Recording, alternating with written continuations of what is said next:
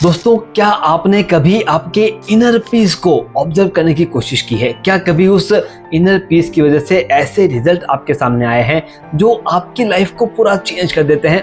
आज एक छोटे से स्टोरी से आप खुद समझने की कोशिश करेंगे कि क्या आउटकम है, क्या लर्निंग है और किस तरह से हम हमारे इनर पीस को डेवलप करते हुए अपनी लाइफ में आगे बढ़ सकते हैं, वो मुकाम अचीव कर सकते हैं, वो रिजल्ट्स अचीव कर सकते हैं जो शायद हमारे मन में है। तो चलिए तैयार हो जाइए उस स्टोरी के लिए और उस स्टोरी से मिलने वाली लर्निंग के लिए।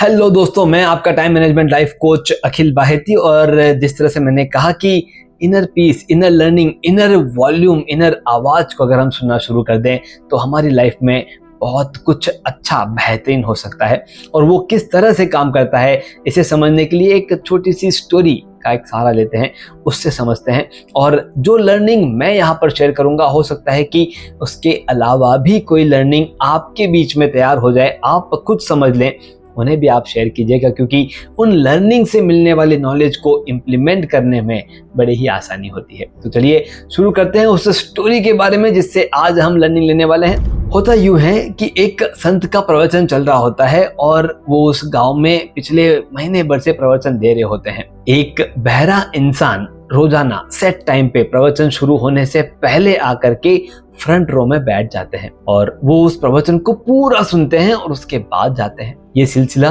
30 दिनों तक चलता रहा।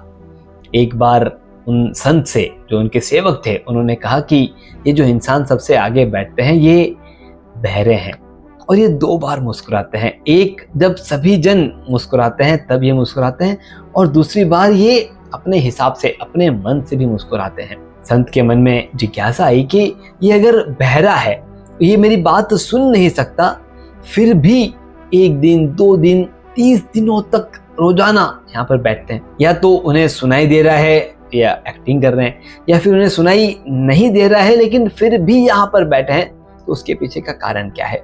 उनको चले जाना चाहिए, क्योंकि जब तक मेरी वाणी समझ में नहीं आएगी, मैं जो बोल रहा हूँ वो समझ में नहीं आएगा, यहाँ बैठने का मतलब ही क्या है? इन सभी सवालों के बीच अगले दिन उन संत ने उन बहरे इंसान को बुलाया और पूछा कि आपका नाम क्या है?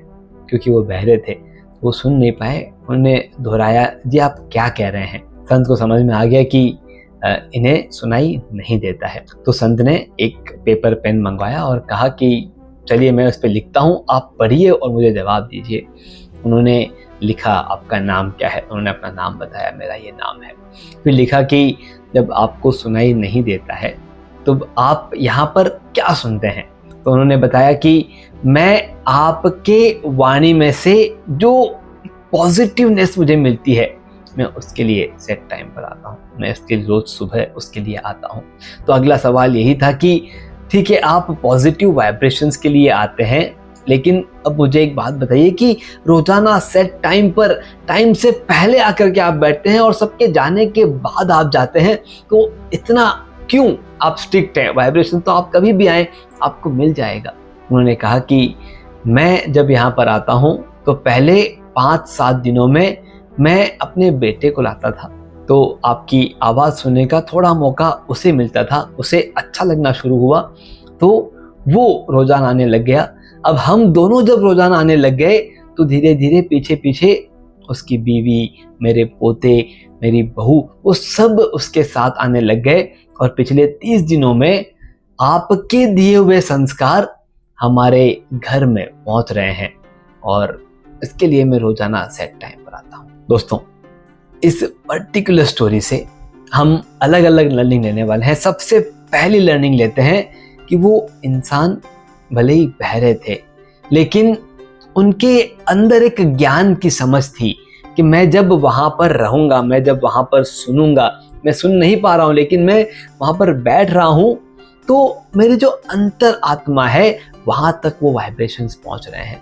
सोचिए, वो 2 घंटे का, 3 घंटे का जो भी प्रवचन का टाइम पीरियड था, उन 3 घंटों में भले ही उनके कान में शब्द नहीं जा रहे थे, लेकिन जो उनकी अंतरात्मा थी वो कितना पॉजिटिव फील कर रही थी। हमारे लाइफ में भी ऐसे बहुत सारे सिचुएशंस आते हैं जहाँ पर हमें अच्छा लगे, भले ही हम वहाँ पे कुछ समझ नहीं पा रहे हो, भले ही हमें ऐसा फील हो रहा हो कि यार यहाँ पर मेरा कोई काम नहीं है, लेकिन हमें अच्छा लग रहा है। तो ऐसे जगहों पर हमें टाइम बिताना है जहाँ पर एक पॉजिटिव वाइब्रेशन, एक पॉजिटिव फीलिंग हमारे अंदर आती रहती है। We become positive in few cases. तो ऐसी जगहों पर हमें विदाउट फेल हमारा वक्त बिताना है।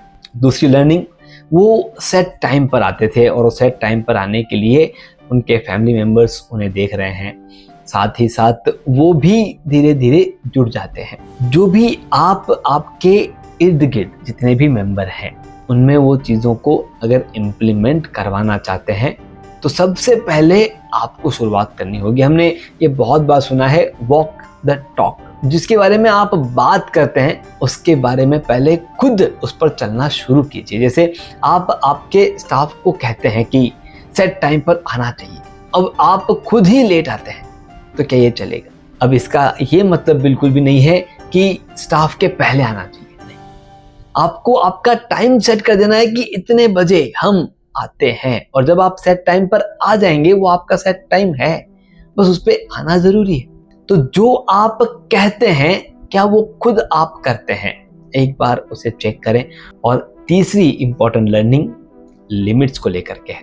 दोस्तों, कोई भी चीज को सीखने की और समझने की हम खुद एक लिमिट सेट करते हैं कि इतना ही हम सीख सकते हैं, इससे आगे हम नहीं सीख सकते। लेकिन उन लिमिट्स को तोड़ने वाले भी आप ही हैं। दोस्तों, जो भी लिमिट्स हमने सेट की है, उन लिमिट्स को तोड़ने का काम भी हमें ही करना है। अब ये लिमिट्स जाने अनजाने में हमने की है, हमारे पेरेंट्स ने की है, हमारे टीचर ने की है, उन्हें अपने एक्सपीरियंस से कहा होगा कि तुम ये नहीं कर सकते, ये कोई नहीं कर सकता, दुनिया में ऐसा हो नहीं सकता। जब भी ऐसी कोई बात हमने सुनी है, हमने एक लिमिट सेट की है, उस लिमिट को तोड़ करके आगे जाने का काम भी हमारा ही है। जिस तरह से उन बहरे इंसान ने की थी, नहीं सुनाई दे रहा था, लेकिन उस लिमिट को तोड़ के अपने एहसास को, अपने अंतर आत्मा को डेवलप करने का काम देखिए। अब मेरा सवाल आप सभी से है, ऐसी कौन सी एक लिमिट है जो बहुत दिनों से आप आपके पास रख रहे हैं कि इसके आगे हम नहीं जा सकते? उस लिमिट को सबसे पहले आप कमेंट बॉक्स में लिखिए, ताकि जैसे ही आप उसे लिखेंगे, आपके अंदर से एक विश्वास जरूर आएगा कि अब इस लिमिट को हम क्रॉस कर सकते हैं।